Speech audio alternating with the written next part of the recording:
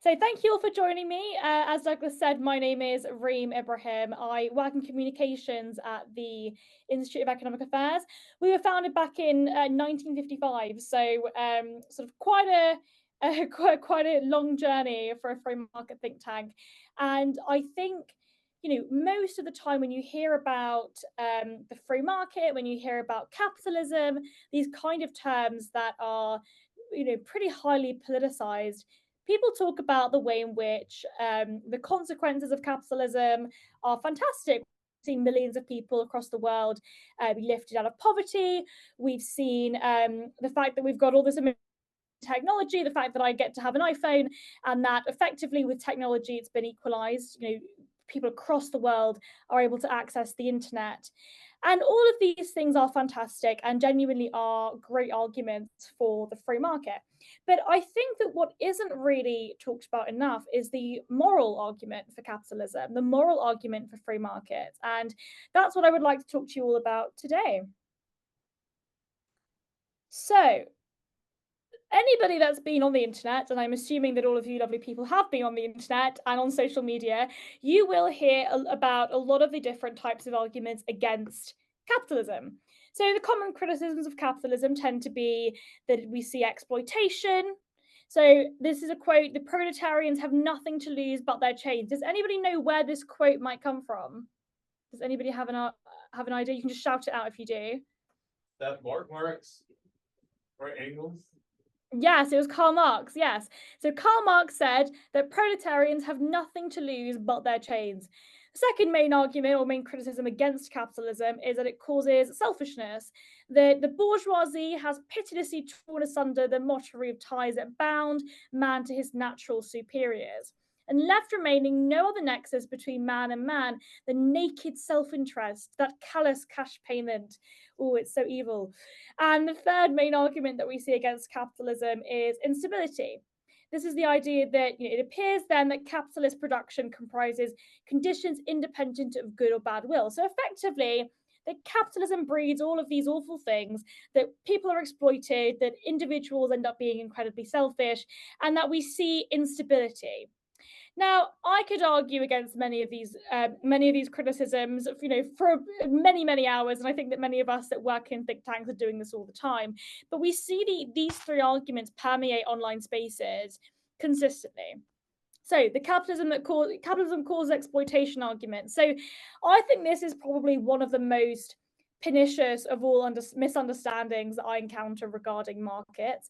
And it's the idea that, absent market capitalism would create greater shared wealth within society. And it continues to permeate the thinking of a great deal of people, especially young people. But despite the mounting evidence that as markets are used by more and more countries, that global poverty is steadily decreasing, that all developed countries in the world are effectively market-based economies.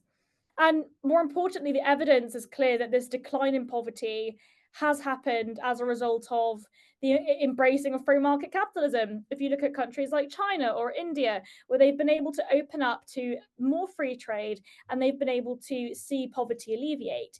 And as other countries see the success of these two previously very poor countries, India and China, and begin following their lead, we also expect to see poverty in the rest of the developing world significantly decline.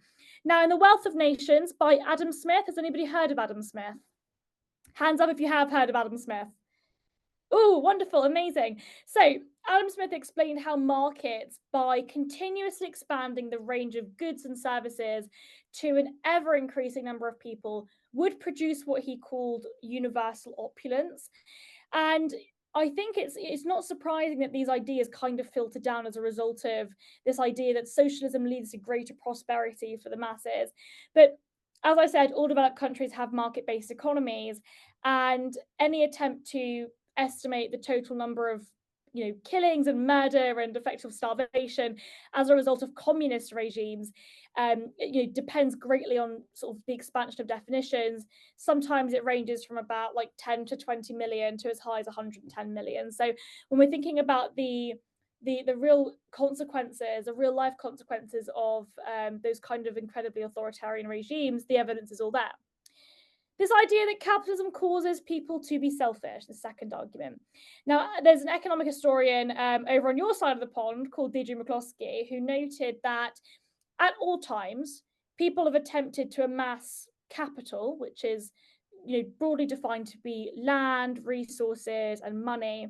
But those collective attempts haven't led to society-wide economic growth that we've seen since the 1800s. And the economic growth that we've seen the underlying foundation of that is human freedom. Capitalism is about individual human freedom. And this third argument, instability, that most, I think it's important to note that most of the instability that we've seen over the course of the past few years has been as a result of government intervention. It's not the fault of the free market. It's not the fault of market distortions. It is the fault of market distortions as a result of governments. Thinking about 2008 as a result of government intervention. But you'll have lots and lots of people from across the freedom movement making these same arguments. But nobody really makes the argument, or not enough people, make the argument for the moral case for capitalism. So I can argue against these two things and I can say, okay, well, no, capitalism causes free, it allows people to be free, it allows us to trade. But actually, why is that moral? Why is that good? A lot of people will say capitalism is the lesser of two evils. It's the less bad version of socialism. Socialism is great, but it just doesn't work in practice, so we have to go with capitalism. I want to argue to you guys that isn't the case at all, that capitalism is a moral system. Now, has anyone here ever been in love? Hands up if you love anything. It could be a person, it could be a phone, it could be a product, anything. Who here is in love with something or a person? Hands up. I am. Oh, Amazing. We love Mississippi. So I would argue that, love is pretty crazy. Love drives us to do pretty crazy things. You might stay up until 4 a.m. in order to speak to somebody and foster a relationship with them. It drives us to do things that we wouldn't usually consider to be like normal behavior for us. Now, I would like to make the case that, I was going to talk about the way in which love is depicted in literature. So as a Brit, I have to bring up Shakespeare because I think Shakespeare is one of the most intelligent people that have ever walked this planet. And one of my favorite Shakespeare plays is Twelfth Night. Duke Orsino very famously says, "If music be the food of love, play on." And I think this kind of lovesick emotion, this kind of depiction of love as being this hugely all-encompassing feeling, is one that has been depicted across different movies, across different types of literature. Love is what drives many people, I would say all people, and I think that it's important to, when thinking about the human condition itself. And I would argue that love is the driving force behind entrepreneurship. So to be an entrepreneur, you have to be absolutely barking mad, in my opinion. You have to love what you do. If it was just about making money, you wouldn't be an entrepreneur, because almost everyone fails. And this is data from the US Bureau for Labor Statistics. And the BLS show that approximately 20% of new businesses fail during the first 2 years. 45% of businesses fail during the first 5 years, 65% during the first 10 years. Only 25% of new businesses actually make it to 15 years or more. So if you want to make lots of money, setting up a business, being an entrepreneur is not the way to do it immediately. But it's the love of an idea, of something that doesn't yet exist, that you might be able to create, that allows the world to become a better place. And it's something, again, you might stay up until 4 or 5 in the morning thinking about. You can't stop thinking about it. You can't sleep without thinking about it. And it's about participating in the greater advancement of the world. And all of a sudden, you are consumed by this idea, much like love. You're willing to make massive sacrifices, your time, your money, your reputation, to create something that you love, something new that you love. Now, entrepreneurs have been depicted across, have existed across across human society, across human history. John DeJour is one of my faves because he makes the best hair care products, in my opinion. The Paul Mitchell hair care. But early in his life, he wasn't characterized by riches. He sort of has the classic rags to riches story. He was fired from, most of his jobs as a hairdresser. He worked for Redken Laboratories. And then in 1980, he formed Paul Mitchell Systems with the hairdresser Paul Mitchell with just a loan of $700. And he's now worth $3.1 billion. So when he was talking about the way in which he's been able to develop into being an incredibly successful person, he said that the biggest hurdle is rejection. But when 10 doors are slammed in your face, you've got to go to door number 11 enthusiastically with a smile on your face. Now, I think that sounds like some pretty wise words. We've also got Howard Schultz. Howard is the Starbucks founder, and I love Starbucks. I love the caramelized latte. Although I found that in the US, you guys have lower sugar regulations, or I think it's to do with our sugar tax, but you guys are allowed to have way more sugar in your Starbucks than we do. So I like American Starbucks more than British Starbucks. But when he founded Starbucks, he had almost no money. He was the first person in his family to go to college. It was whilst he was working for the coffee company that he came in contact with the Starbucks brand, and then he was able to develop it. So he's now worth in excess of over $2.9 billion. And he built up this entire empire, all dreamt up over an afternoon having coffee. And he said once that a lot of what we ascribe in life is not luck at all. It's about seizing the day and accepting responsibility for your future. It's seeing what other people don't see and pursuing that vision. Now, I think that encompasses the spirit of the entrepreneur. And of course, we've got the classic story of Steve Jobs and Steve Wozniak. They started Apple Computers in a garage in California. They pulled out from their sort of respective college courses and began developing consumer computer devices in Jobs' parents' garage over in California. But before that, Steve worked as an assortment of low-paid jobs, including one was 13 for Hewlett Packard. And then after developing a couple of different models with Wozniak, they knew that they would need more financing. They did it. The story is, the rest is history, right? I've got an iPhone. I'm using an Apple Mac computer right now.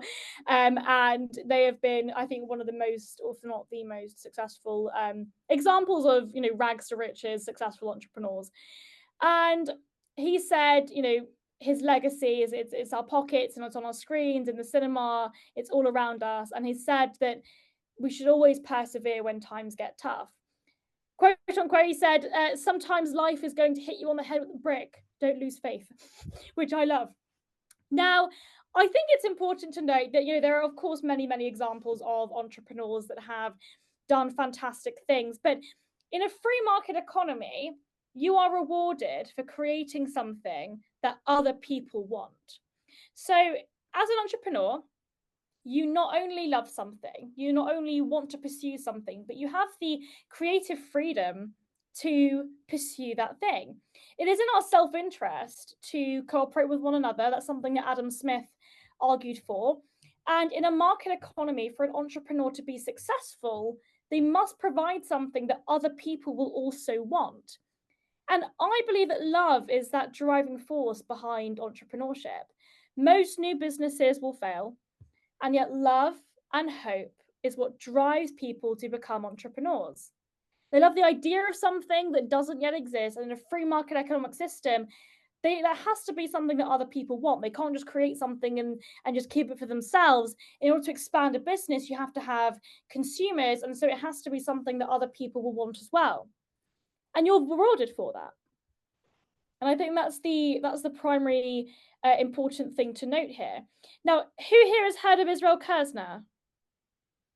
Anyone heard of Israel Kirzner? He is, I think, one of the most incredible Austrian economists, but he's sort of spoke about the way in which advancement works. And he said that human action is discovery.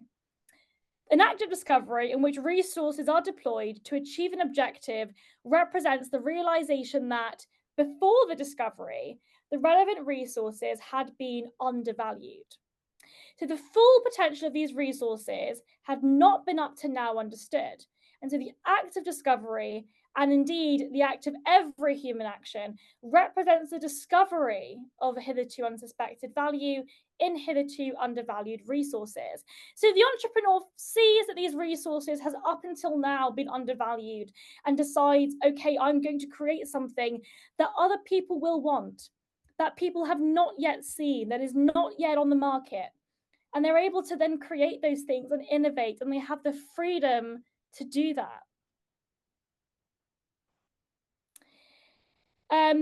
Lots of people, well, many people don't like Ayn Rand. I do quite like Ayn Rand, and I think that she's probably one of the most misunderstood philosophers. Ayn Rand is huge in America. I think in the, was it the 30s or the 40s? It was the best-selling, most best-sold novel in the US after the Bible, which is, I think, particularly interesting. So, in one of her novels, I believe it was, so you're sort of looking at Howard Rourke, who was an architect, and he was unwilling to sort of think the way of company men. So Ayn Rand wrote in sort of fiction, and she wrote stories, and she depicted her philosophy through those stories. And he said that the basic need of the creator is independence. The reasoning mind cannot work under any form of compulsion. It cannot be curbed, sacrificed, or subordinated to any consideration whatsoever. It demands total independence in function and in motive.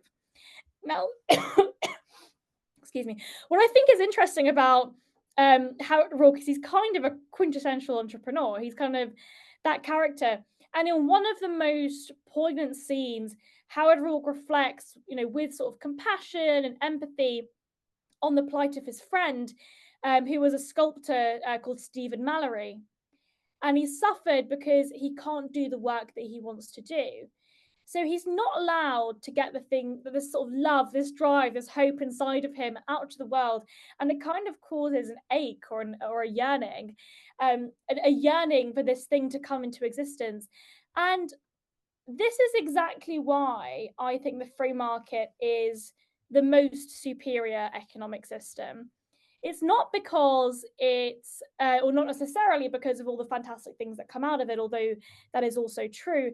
And capitalism isn't moral because it causes better outcomes, because we see millions of people lifted out of poverty.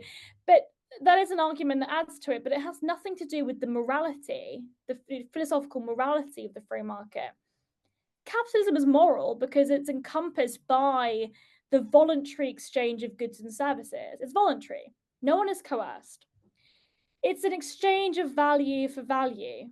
No one is being forced to do anything. No one is being coerced to do anything they don't wish to. Every individual is free to pursue their happiness. They're completely free to pursue love. And I think that's really the most important point that I'd like to drive home here today, that voluntary exchange is a transaction where goods or services are being traded freely. There is no coercive or restrictive force that goes into that transaction. Both parties want to make the exchange, and both parties will benefit from the trade. So voluntary exchange is the basis of a free market economy. So when I say capitalism, now capitalism, does anybody know where the term capitalism comes from or who coined it? Does anyone know? Same answer as before, it's Karl Marx. Karl Marx coined the term capitalism, and it's a very politically charged term. But what I really mean is a free market economy, an economy in which individuals are free to pursue their individual happiness, but then also free to pursue their entrepreneurial endeavors. But unfortunately, not everyone agrees. And we've got to also define what the other side would call socialism. So this is the Oxford English Dictionary definition, and it's that a political and economic theory of social organization that advocates that the means of production, distribution, and exchange should be owned or regulated by the community as a whole. So when they say community as a whole, they usually mean, for full socialism, it usually means some kind of governmental structure. It usually means the state owning the means of production, the state being made up of the proletariat itself. And I think it's important to note that that's normally what they mean by the community as a whole. But this kind of coercion causes a loss of love. You know, I can talk about, in the Soviet Union, where we saw subsistence farming, forms of farming in which nearly all the crops or livestock raised that were used to maintain the farmers and the sort of farmers' families, and then leaving very little of any surplus for trade. That kind of, pre-industrial agricultural sort of methodology, and it's that people across the world have been using that kind of methodology, and the free market allowed them to expand that and actually create more of those kind of products and then trade freely. And then obviously I think we called them the kulaks in the Soviet in the pre-Soviet Union. And collectivization dramatically reduced the agricultural productivity in the Soviet Union, and it effectively meant that there was an unprecedented famine, which costed about 6 million lives.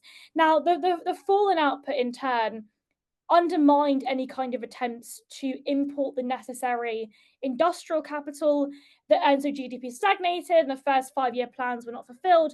But I think it's just going back to this point about the morality and of course about the way entrepreneurs operate.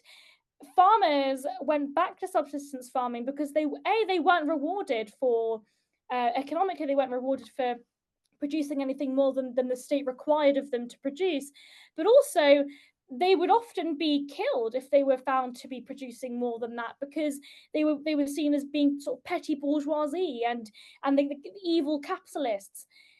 And we've got to remember that when people now will make the arguments for socialism and make the arguments that it causes self-interest or whatever it is, or that it causes instability, that if what they're arguing for, if the alternative that they're arguing for is socialism, that this is what they mean. This is the reality of that.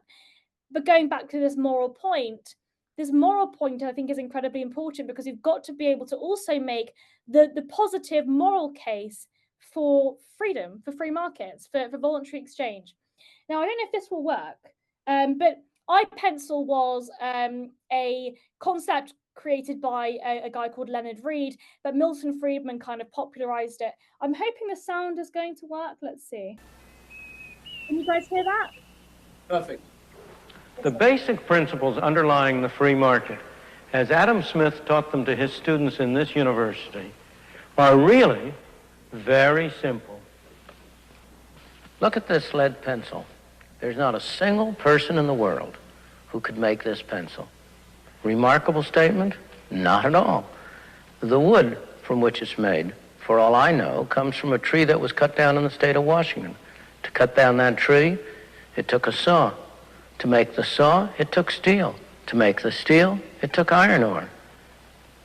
This black center, we call it lead, but it's really graphite, compressed graphite. I'm not sure where it comes from, but I think it comes from some mines in South America.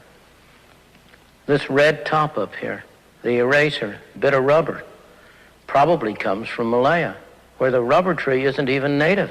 It was imported from South America by some businessmen with the help of the British government. This brass ferrule, I haven't the slightest idea where it came from, or the yellow paint, or the paint that made the black lines, or the glue that holds it together. Literally thousands of people cooperated to make this pencil. People who don't speak the same language, who practice different religions, who might hate one another if they ever met. When you go down to the store and buy this pencil, you are in effect trading a few minutes of your time for a few seconds of the time of all those thousands of people. What brought them together and induced them to cooperate to make this pencil? There was no commissar sending out orders from some central office. It was the magic of the price system, the impersonal operation of prices, that brought them together and got them to cooperate to make this pencil so that you could have it for a trifling sum.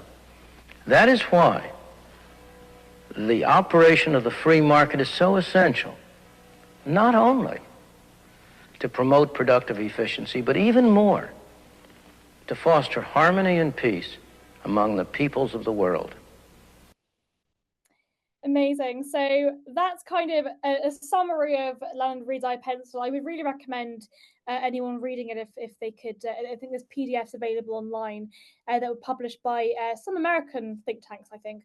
But I think this kind of depicts the sort of the reality of that, of what that free trade looks like. It's, thousands, millions of individuals across the world coming together to create something, and many of them will speak different languages, or they'll never meet. But what compels them to create these things is not a centrally planned commissar. It's not somebody sitting there in Westminster or sitting over there in the state of Mississippi telling everyone what they have to do.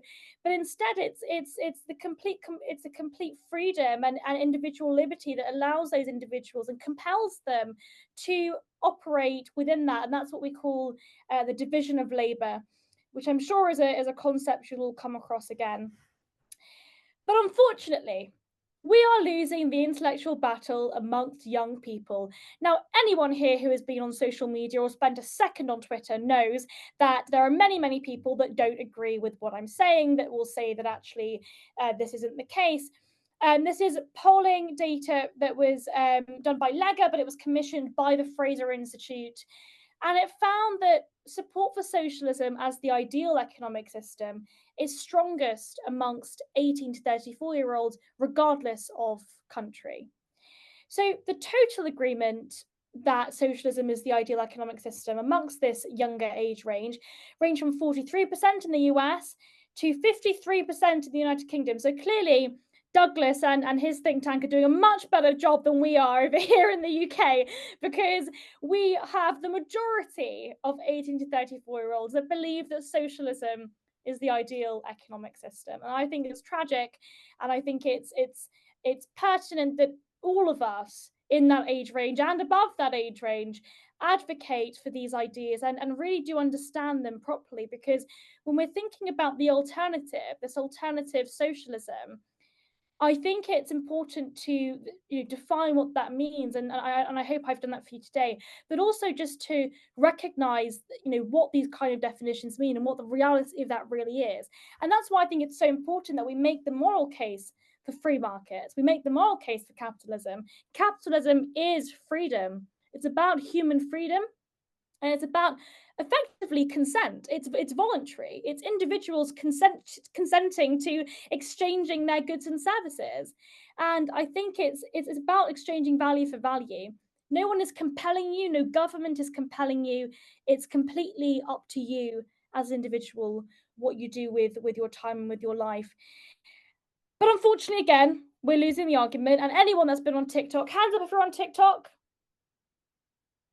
Oh, we've not got any. Have we got any TikTokers? Oh, we do. Okay. I am not ashamed to say I spend a lot of time on TikTok. And I scroll on TikTok every day. Yes, every day. More hours than I would like to admit. But I think it's interesting the way the algorithms work. Of course, as we know, there is obviously the influence with the Chinese Communist Party. But there is also this algorithm that churns out pro-communist. Now, I'm not just talking social democracy. I'm not just talking, hey, we want universal healthcare. I'm talking people that genuinely advocate for Soviet-style total communism. And they get thousands and often millions of likes and reposts on social media. And I'm sure that many of you guys have seen this kind of content online as well. And that's why it's so important that we think for ourselves and that we allow ourselves to think about what these arguments really do entail. And I would like to finish by trying to tell all of you to join this fight for freedom. And many of you might end up becoming policymakers, but many of you will be potentially doctors or lawyers or teachers or, you know, whatever it is. But we need people that understand these arguments and understand the way in which to think freely for themselves, but also understand the real moral imperative that they have to advocate for free markets and for freedom. And we need people that understand that in hospitals. We need those people in schools. We need them practicing law. We don't just need free market liberal policymakers or think tankers. Although I do like my job, we don't just need people like me or people like Douglas, but we need people across society that understand these arguments. And that's why it's so fantastic that you're all here today, to listen to these kind of ideas and hopefully think for yourselves and make up your own mind about them. And I hope that you all do. I am going to have to shoot off in very, very soon, but I think I do have time for maybe 1 or 2 questions, or maybe we can open this up to a conversation. But thank you all very, very much for listening.